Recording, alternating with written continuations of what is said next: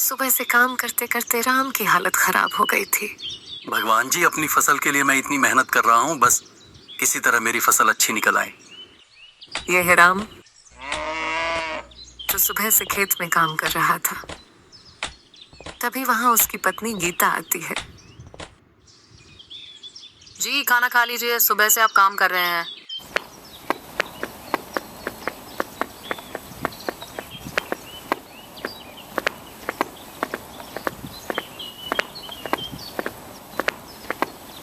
राम और गीता एक पेड़ के नीचे आकर बैठ जाते हैं। हमने कर्ज लेकर फसल की बुआई तो शुरू कर दी, बस किसी तरह फसल अच्छी निकल जाए। आप चिंता मत कीजिए, मेहनत और लगन से किया गया काम हमेशा सफलता लाता है। बाबा की तबीयत कैसी है अब? जब से बाबा बीमार हुए हैं तब से हमें बहुत परेशानी हो रही है। पता नहीं बाबा कब ठीक होंगे।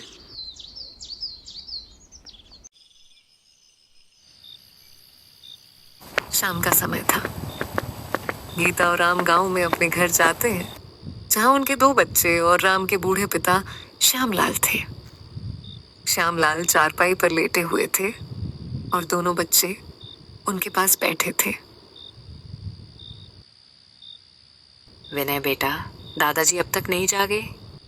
नहीं माँ, दादाजी को सोने दो। चलो हम सब खाना खाते हैं। थोड़ी देर बाद पूरा परिवार खाना खाने बैठा।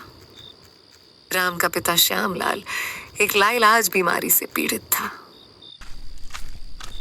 राम जब अपने पिता के पास गया तो देखा उनकी सांसें नहीं चल रही थी।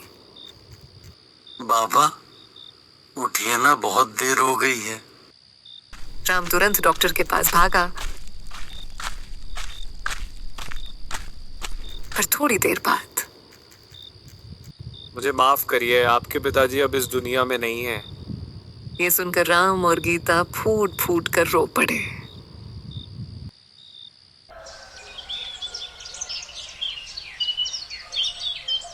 दो दिन बाद राम घर में उदास बैठा था। ये क्या हो गया बाबा, आप हमें छोड़कर क्यों चले गए? तभी गांव का साहूकार दीननाथ वहां आता है। साहूकार साहब, आप? तुम्हारे पिताजी के साथ जो हुआ वो बहुत दुखद है राम। अब इस समय ये बात कहना तो ठीक नहीं, लेकिन बताना जरूरी है। कौन सी बात साहूकार जी? तुम्हारे पिता ने कुछ साल पहले मुझसे 10 लाख रुपए का कर्ज लिया था, जो अब ब्याज मिलाकर 15 लाख हो चुका है। उन्होंने अब तक पैसे नहीं लौटाए। क्या? पर बाबा ने मुझे इस बारे में कभी नहीं बताया। और उन्होंने मुझे भी तुमसे ये बात छिपाने को कहा था। क्यों, ये तो मुझे भी नहीं पता, लेकिन उन्होंने कर्ज के बदले घर और खेत के कागज मेरे पास रखे थे। ये देखो।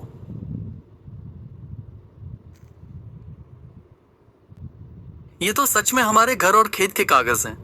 बाबा ने इतना बड़ा कर्ज लिया था और मुझे बताया भी नहीं।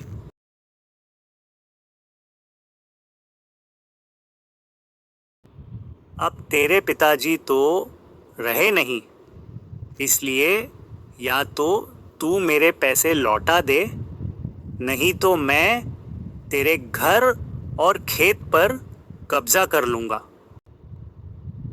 राम और गीता दोनों दुखी हो गए। पैसा न दे पाने पर साहूकार दीननाथ ने राम के घर और खेत पर कब्जा कर लिया और उन्हें घर से निकाल दिया। राम और उसका परिवार सड़क पर आ गए। बाबा ने इतनी बड़ी बात हमसे क्यों छुपाई? हमारा घर, हमारा खेत सब चला गया।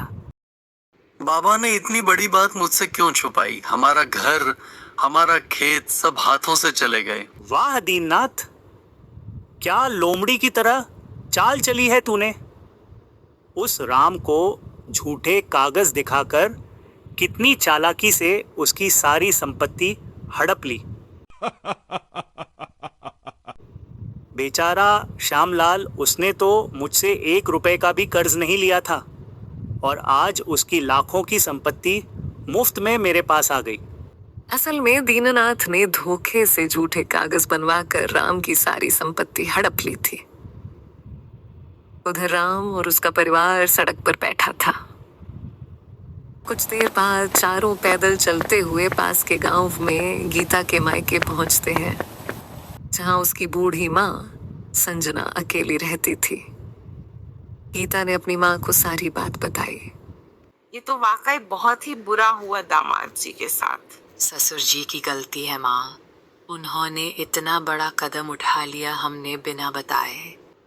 कोई बात नहीं दामाद जी, तुम्हारे पिताजी के खेत में काम कर सकते हैं। वैसे भी अब तुम्हारे पिता तो हैं नहीं। अब दामाद जी उस खेत में काम करके अपने परिवार का पालन पोषण करेंगे। धीरे धीरे सब ठीक हो जाएगा। अगले दिन राम अपने ससुर के खाली पड़े छोटे खेत में जाता है। हे भगवान, इस खेत की हालत तो कुछ ज्यादा ही खराब है। खैर, काम तो करना ही होगा। वह बंजर खेत को खेती लायक बनाने लगता है।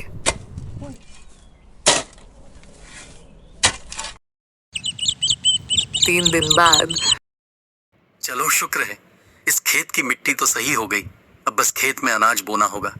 रात का समय था, सब घर में थे। अब खेती करने के लिए पैसे कहाँ से लाएंगे? मैं गांव में कोई काम करता हूँ गीता।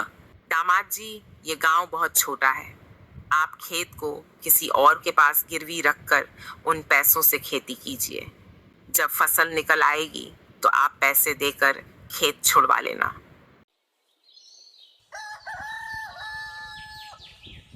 अगले दिन राम गांव के जमींदार के पास खेत गिरवी रखकर उन पैसों से खेती का सामान लाकर अपने ससुर के खेत में खेती करने लगता है।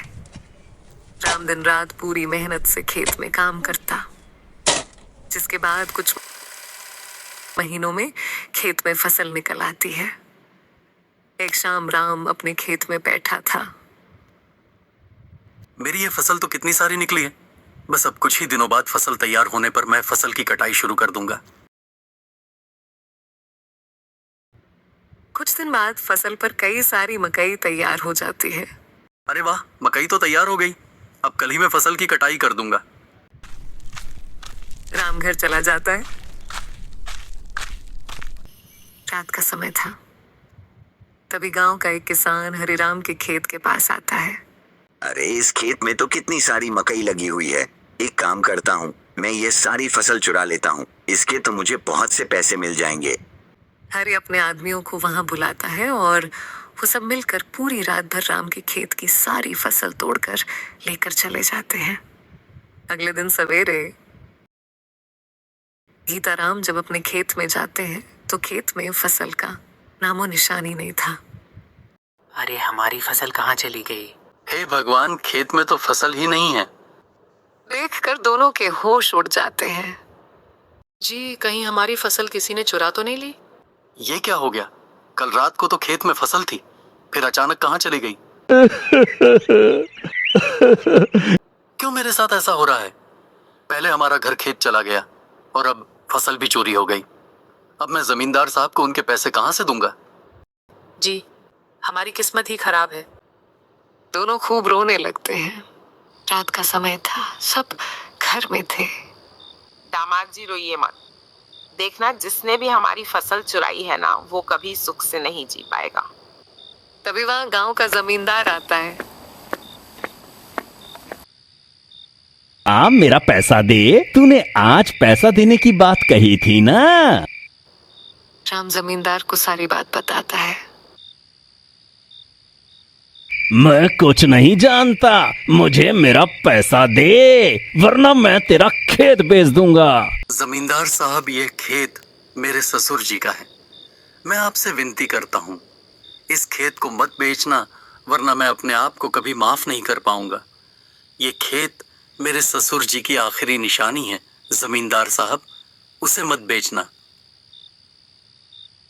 2 दिन का समय दे रहा हूँ। अगर 2 दिन बाद मुझे मेरा पैसा नहीं मिला तो मैं बिना सोचे समझे तुम्हारा वो खेत बेच दूंगा। जमींदार वहां से चला जाता है। अब 2 दिन में कहाँ से लाऊंगा मैं इतने पैसे? जी, खुद को संभालिए। अगर ससुर जी का खेत बिकाना गीता तो मैं अपनी जान दे दूंगा। नहीं नहीं दामाद जी, ऐसा नहीं कहते। उस खेत से बढ़कर आप हो हमारे लिए। अगले दिन राम चलते चलते खेत में जाता है तो खेत का नजारा देखकर उसकी आंखें फटी की फटी रह जाती हैं। उसके खेत में काफी बड़ी बड़ी मकई की कई सारी फसल लगी हुई थी। अरे ये फसल कहाँ से आई? कल तो खेत में फसल नहीं थी। राम दौड़ते हुए घर जाता है और गीता को सारी बात बताता है। क्या फसल आ गई, पर कैसे? मुझे नहीं पता गीता, पर जल्दी चलो और फसल की कटाई करते हैं। खेत में आते हैं और अपनी सारी फसल की कटाई करते हैं, जिसके बाद राम सारी फसल शहर में बाजार में बेच देता है और जमींदार को उसके पैसे देकर अपना खेत उससे छुड़वा लेता है। बाकी बचे पैसों से वो फिर से खेती करता है और धीरे धीरे वो गांव में एक बड़ा घर बना लेता है।